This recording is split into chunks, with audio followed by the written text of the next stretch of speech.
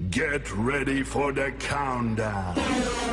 10, 9, 8, 7, 6, 5, 4, 3, 2, 1, 0.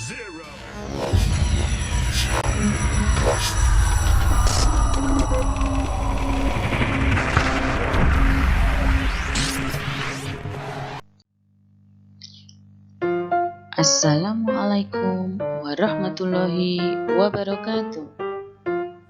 Hai anak-anak kelas 4, apa kabar kalian hari ini? Semoga semua sehat ya. Hari ini kita akan belajar tentang sumber energi alternatif dan dampak perilaku manusia terhadap keseimbangan ekosistem. Semangat belajar ya.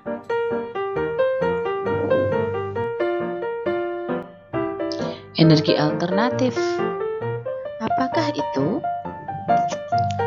Kita semua tahu bahwa energi sangat dibutuhkan oleh manusia. Energi yang digunakan untuk melakukan berbagai aktivitas. Energi yang paling banyak digunakan oleh manusia adalah minyak bumi dan batu bara.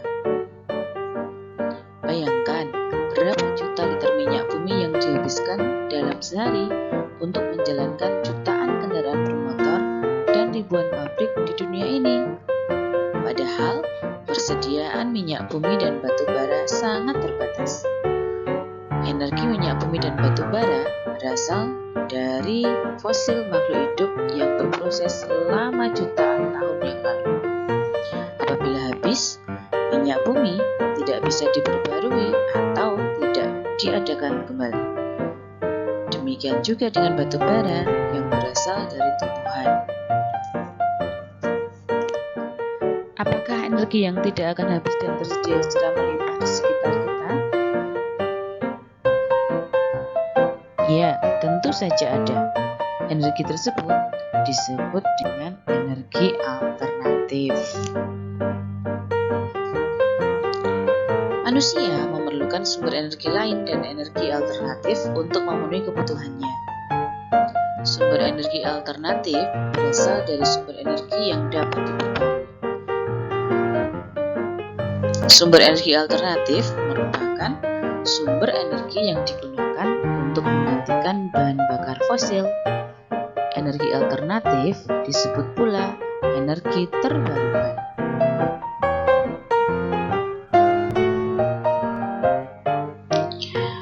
Energi alternatif berasal dari sumber energi yang dapat diperbarui. Contoh energi alternatif yaitu matahari. Matahari merupakan sumber energi utama di bumi. Hampir semua energi yang berada di bumi berasal dari matahari. Energi panas yang dihasilkan dapat digunakan untuk memanaskan ruangan, memanaskan air, dan keperluan lain. Pada saat ini, sel-sel surya sudah biasa dijumpai di atap-atap rumah, rumah sakit, dan hotel-hotel. Angin. Angin adalah gerakan udara di permukaan bumi yang terjadi karena perbedaan tekanan udara. Angin telah dimanfaatkan sejak dahulu sebagai sumber energi pada perahu layar dan kincir angin tradisional. Saat ini, energi angin digunakan untuk menghasilkan listrik melalui alat yang disebut aerogenerator. Air. Air yang deras merupakan sumber energi gerak. Energi itu biasa dimanfaatkan sebagai pembangkit tenaga listrik. Oleh karena itu, di pembangkit listrik tenaga air dibuat bendungan air di tempat yang tinggi. Air yang di bendungan tersebut kemudian dialirkan menurun sehingga akan mengalir, seperti air terjun yang deras. Energi gerak dari air terjun tersebut digunakan untuk memutar generator pembangkit listrik. Panas bumi. Energi panas bumi atau disebut juga dengan energi geotermal merupakan energi yang berasal dari panas yang disimpan di bawah permukaan bumi. Bumi yang terbentuk seperti bulan sesungguhnya tersusun dari lapisan-lapisan. Pusat bumi terbentuk dari lapisan batuan yang sangat panas. Hal itu menunjukkan bahwa bumi merupakan sumber energi panas yang sangat besar. Pengembangan energi geotermal saat ini hanya layak di daerah dekat lempeng tektonik. Ini juga menjadi alasan hanya ada 24 negara di dunia yang memanfaatkan energi panas bumi untuk saat ini. Gelombang air laut. Gelombang air laut saat memecah di pantai menghasilkan banyak energi. Energi ini dapat diubah menjadi energi listrik. Bahan bakar bio. Bahan bakar bio merupakan bahan bakar yang berasal dari makhluk hidup, baik hewan maupun tumbuhan. Bahan bakar bio yang berasal dari tumbuhan diantaranya tumbuhan berbiji yang mengandung minyak seperti bunga matahari, jarak, kelapa sawit, kacang tanah, dan kedelai. Bahan bakar tersebut dikenal sebagai biodiesel. Biodiesel dapat digunakan untuk menggantikan solar.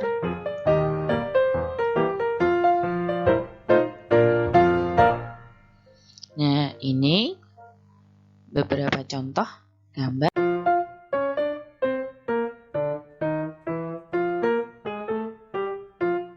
Kemudian energi alternatif. Di sana ada kincir angin, ada panel surya,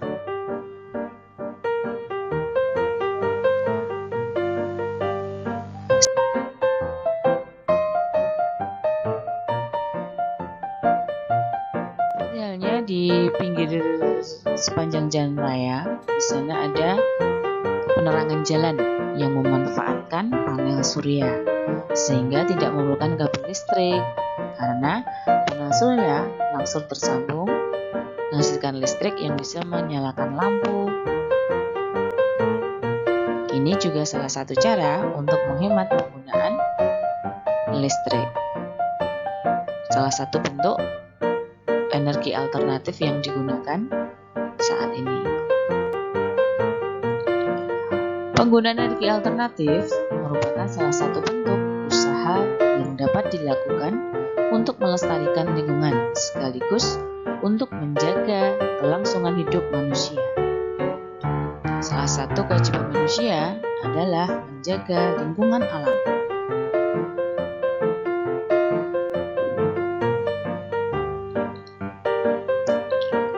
Kegiatan manusia untuk memenuhi kebutuhannya seringkali menyebabkan kerusakan lingkungan. Manusia memanfaatkan seluruh bagian alam, baik abiotik atau tak hidup maupun biotik hidup, secara berlebihan tanpa memikirkan akibatnya. Sekali manusia melakukannya dengan sembarangan, kerusakan lingkungan yang terjadi akan menyebabkan kerusakan lingkungan berikutnya.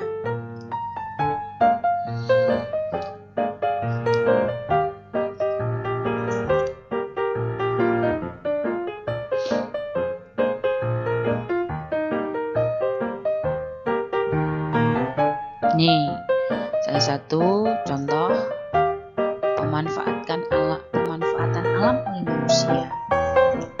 Di sana terlihat ada penambangan pasir yang berlebihan. Tidak hanya terjadi pada penambangan pasir saja, manusia juga memanfaatkan lingkungan yang lain seperti tanah.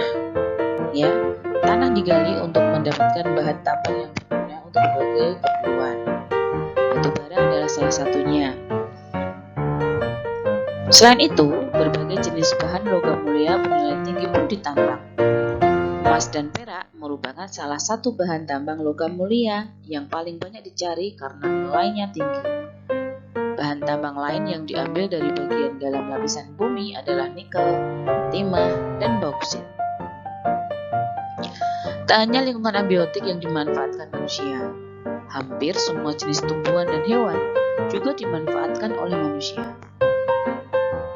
Ada dua jenis hewan, yaitu hewan peliharaan dan hewan liar yang hidup bebas di hutan.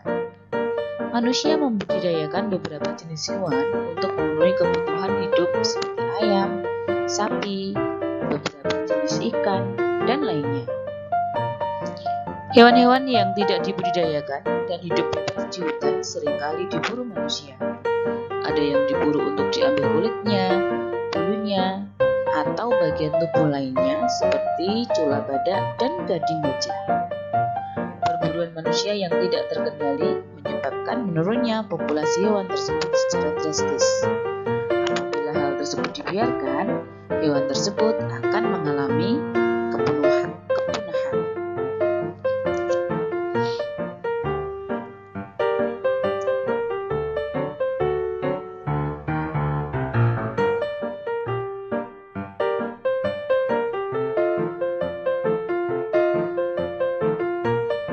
Kegiatan manusia yang merusak lingkungan. Di sana terdapat gambar membuang sampah sembarangan dan pembakaran hutan. Selain itu juga ada penebangan liar, perburuan liar, penggunaan kendaraan bermotor, membuang sampah sembarangan, penggunaan pupuk kimia yang berlebihan, menangkap ikan dengan bom, pembakaran hutan, dan lain-lain.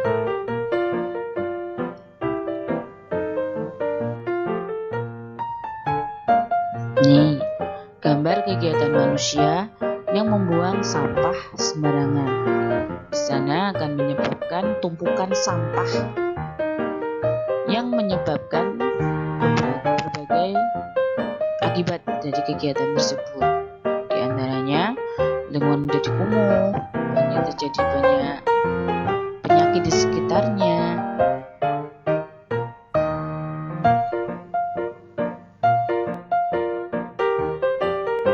Contoh juga perilaku manusia yang merusak lingkungan yaitu penggunaan hutan. Manusia memanfaatkan hutan untuk berbagai kebutuhannya. Misal, menebang kayu untuk pembangunan, atau pengundulan hutan untuk pembukaan lahan baru. Kegiatan tersebut jika tidak diimbangi dengan reboisasi, maka akan menyebabkan perusakan lingkungan berikutnya.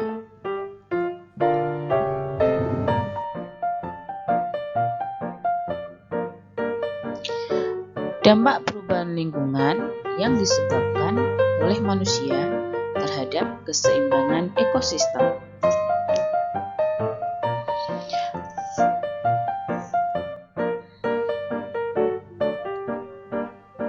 Yang pertama, ada penebangan dan pembakaran hutan. Manusia melakukan penebangan dan pembakaran hutan secara liar demi membuka lahan pertanian, pemukiman, serta mengambil kayu dari hutan sebagai bahan dalam membuat perlengkapan rumah tangga. Kegiatan tersebut tentu saja membuat hutan menjadi gundul. Hal semacam ini memengaruhi daur hidup tumbuhan dan hewan. Beberapa populasi tumbuhan berkurang, bahkan punah. Beberapa hewan yang masih hidup kehilangan tempat tinggal.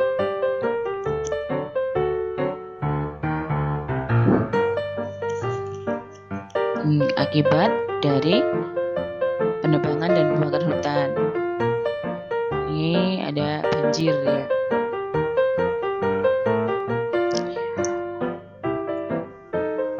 Penggunaan bahan-bahan kimia dan pestisida secara berlebihan.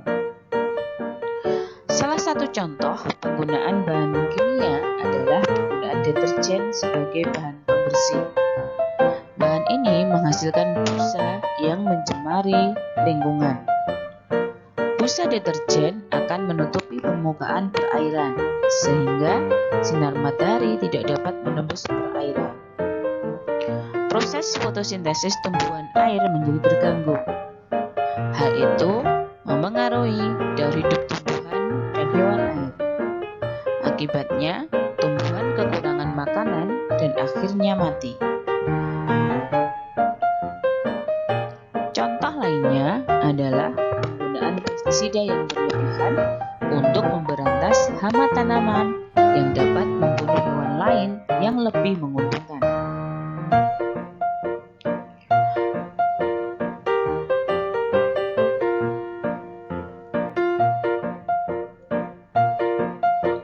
Tiga, eksploitasi sumber daya laut. Eksploitasi sumber daya laut merupakan kegiatan pengeboran minyak di laut. Kegiatan ini dapat menyebabkan pencemaran apabila terjadi kebocoran sehingga menyebabkan minyak mencemari laut. Sinar matahari yang dibutuhkan dalam proses fotosintesis tanaman air akan terhalang oleh minyak yang menutupi permukaan, sehingga jumlah oksigen berkurang dan hewan laut kesulitan bernapas. Hal ini akan mengganggu ekosistem laut dan daur hidup hewan serta tumbuhan laut.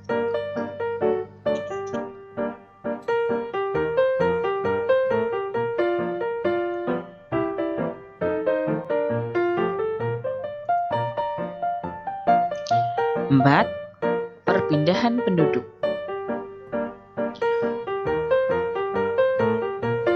Perpindahan penduduk mengakibatkan daerah yang didatangi menjadi sangat padat akibat jumlah pemukiman yang terbatas.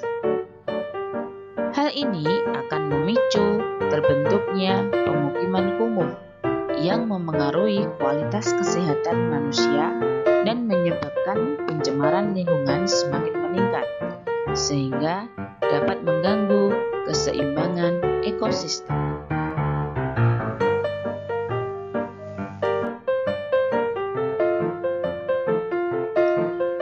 Lima, penggunaan kendaraan bermotor. Dalam menjalankan kendaraan bermotor dibutuhkan bahan bakar, baik bensin maupun solar. Namun, pembakaran bahan bakar tersebut menyebabkan polusi udara. Pembakaran tersebut menghasilkan gas karbon dioksida, sehingga bumi menjadi panas. Akibatnya, banyak makhluk hidup yang sulit beradaptasi. Beberapa di antara mereka akan mati, sehingga akan mengganggu keseimbangan ekosistem.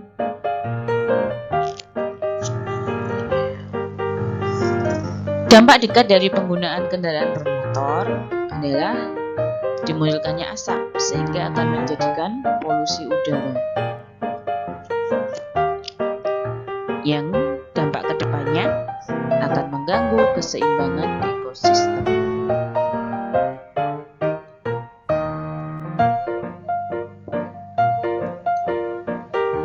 Yang keenam, perburuan liar.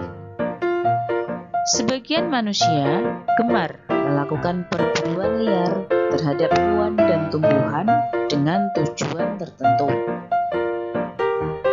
Perburuan tersebut dapat mengakibatkan kelangkaan hewan dan tumbuhan. Jika kegiatan ini tidak dihentikan, perburuan liar dapat mengakibatkan kepunahan. Akibatnya, keseimbangan ekosistem dan daur hidup hewan menjadi terganggu. Ini adalah salah satu contoh perburuan harimau atau macan tutul. Mereka merasa dengan bangga bisa mendapatkan buruan hewan tersebut. Padahal jika hal ini terus dilakukan, maka akan mengganggu keseimbangan ekosistem yang ada di hutan.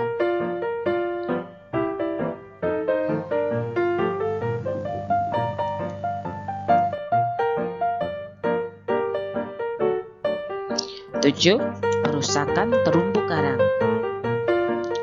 Terumbu karang merupakan rumah bagi hewan-hewan laut. Warnanya yang indah membuat sebagian kalangan mengambilnya untuk dijadikan hiasan. Pengambilan ini tentu mengancam keberadaan terumbu karang. Apalagi terumbu karang membutuhkan waktu yang sangat lama untuk dapat terbentuk kembali. Akibatnya, ikan-ikan kehilangan tempat tinggal. ekosistem laut, dan daur hidup hewan laut pun menjadi terganggu. Jika dibiarkan, lambat laun ikan-ikan akan punah. Apa yang akan terjadi jika ikan-ikan yang ada di laut punah, anak-anak? Ya, benar. Ketika ikan-ikan di laut punah, maka akan berdampak besar bagi kehidupan manusia. Di antaranya, nelayan tidak lagi bisa menangkap ikan karena ikan-ikan yang ada telah punah. Dampak yang lain adalah kita juga tidak akan bisa mengkonsumsi ikan, dan ekosistem laut pun menjadi terganggu.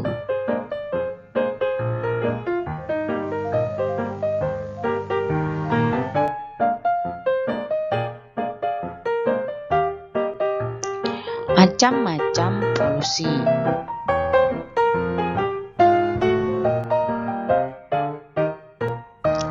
Ada polusi udara. Polusi udara merupakan salah satu contoh polusi yang dihasilkan oleh kegiatan manusia. Polusi udara ini diakibatkan oleh beberapa kegiatan manusia, di antaranya manusia membangun industri dan membuat cerobong asap sehingga asap-asap menggumpal ke udara. Contoh yang lain adalah merokok. Asap rokok ini juga menyebabkan polusi udara. Selain cerobong-cerobong pabrik, asap rokok, juga ada penyebab lain polusi udara, yaitu penggunaan kendaraan bermotor. Nah, penggunaan kendaraan bermotor ini akan menyebabkan polusi udara. Karena apa? Seperti kita alami. Mungkin anak-anak juga pernah mengalaminya. Ya, saat kita berkendara di belakang truk besar atau mungkin di belakang kendaraan-kendaraan yang lainnya, maka akan kita temui kendaraan tersebut mengeluarkan asap-asap yang menggumpal, asap-asap hitam. Nah, asap-asap itu juga akan menyebabkan polusi udara. Gimana? Polusi udara ini juga nantinya akan mengganggu ekosistem.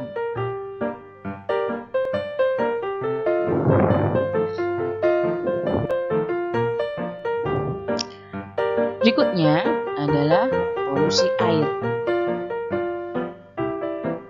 Kita, manusia, seringkali melakukan kegiatan-kegiatan yang berakibat pada terjadinya polusi air. Di antaranya, kita menggunakan deterjen secara berlebihan saat mencuci pakaian. Deterjen-deterjen tersebut akan menghasilkan busa, sehingga busa-busa itu akan menutupi permukaan air yang mengganggu proses fotosintesis pada tumbuhan air. Selain itu, kita membuang sampah sembarangan pun juga akan menyebabkan polusi air. Sampah-sampah yang kita buang di sungai akan menyebabkan sungai menjadi terhambat alirannya. Selain itu, sampah-sampah yang terbawa arus aliran sungai maka nantinya akan sampai di laut. Nah, sampah-sampah tersebut akan menyebabkan polusi di perairan laut. Sampah-sampah tersebut akan mengganggu kehidupan tumbuhan di laut, sehingga sampah tersebut akan menyebabkan hewan-hewan menjadi mati. Sampah tersebut juga akan menyebabkan penyu-penyu memakan plastik. Nah, sehingga penyu berpotensi untuk punah.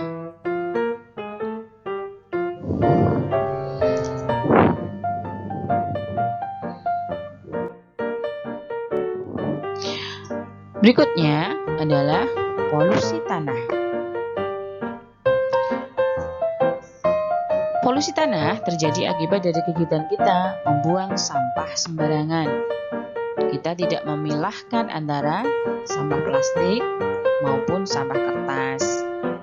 Seperti kita lihat di gambar, di sana ada sampah bungkus Indomie yang tertuliskan 55 tahun Dirgahayu Indonesia. Berarti sampah bungkus Indomie ini sudah berusia sekitar 19 hingga 20 tahun yang lalu. Ini membuktikan bahwa sampah plastik sulit untuk membusuk. Itu hanya contoh kecil, satu bungkus Indomie. Lalu bagaimana dengan sampah-sampah yang lainnya? Sampah-sampah plastik yang tidak bisa terurai di dalam tanah. Sampah-sampah yang kita buang akan menyebabkan polusi tanah, sehingga tanah menjadi tidak subur.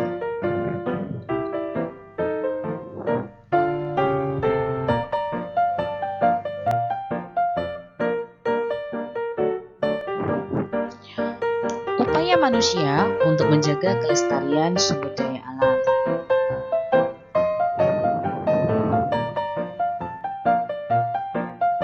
Yang pertama, gerakan menanam pohon, atau sering juga disebut dengan reboisasi. Kita harus melakukan gerakan menanam pohon untuk menyediakan kembali tanaman yang ada di bumi ini. Dengan mengadakan reboisasi, maka akan banyak manfaat yang kita peroleh. Dengan reboisasi, kita juga akan mencegah banjir, tanah longsor, dan akibat-akibat kerusakan manusia yang lainnya. Semakin banyak tanaman di sekitar kita, maka akan semakin banyak oksigen yang tersedia di bumi kita.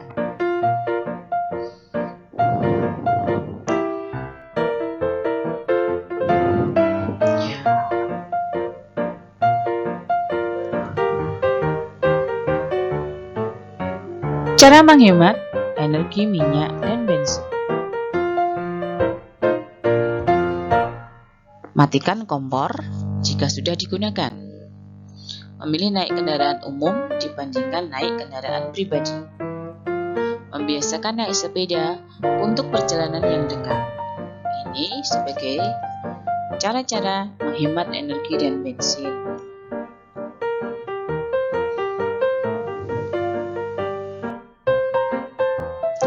Hemat air. Manfaatkan air secara optimal. Pastikan keran sudah tertutup setelah digunakan.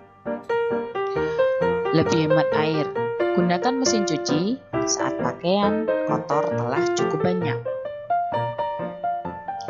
Jika mencuci secara manual, maka sediakan 3 ember. Ember yang pertama untuk merendam dan menyabun. Ember yang kedua untuk membersihkan, dan ember yang ketiga untuk membilas.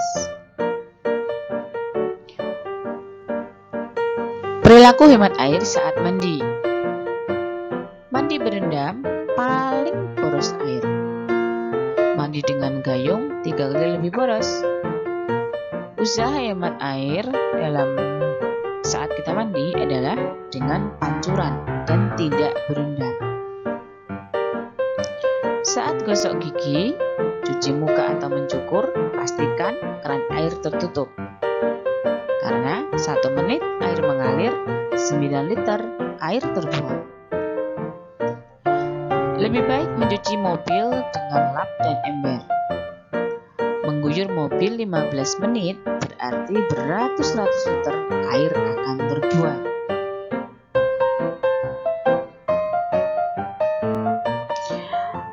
Upaya menghemat listrik, yaitu matikan lampu jika tidak digunakan, mematikan televisi jika tidak dilihat, termasuk juga mematikan alat-alat elektronik jika tidak digunakan. Contoh yang lainnya juga menggunakan setrika listrik. Kita menyetrika listrik lebih hemat saat kita menyetrika dalam jumlah yang banyak. Jadi kita kumpulkan dulu baju-baju kita dalam jumlah banyak, kita baru nyetrika. Nah, kita jawab pertanyaan ini dulu ya. Sudah siap? Ya. Berikut ini yang merupakan contoh gambar sumber energi alternatif tenaga surya. Ayo yang mana? Gambar yang sebelah kiri atau sebelah kanan? Yang mana anak-anak? Bu Guru ulangi ya. Berikut ini yang merupakan contoh gambar sumber energi alternatif tenaga surya. Yang mana tadi? Ayo, anak pintar pasti bisa menjawab. Kiri atau kanan?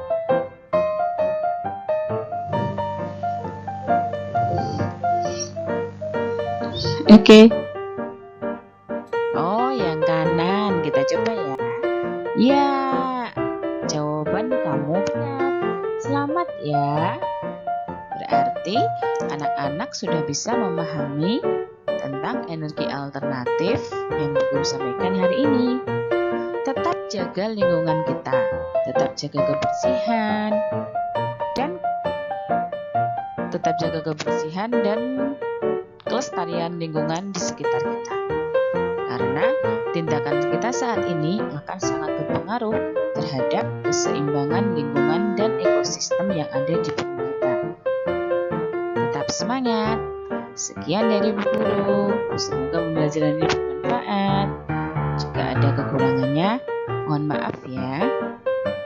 Terima kasih. Wassalamualaikum warahmatullahi wabarakatuh.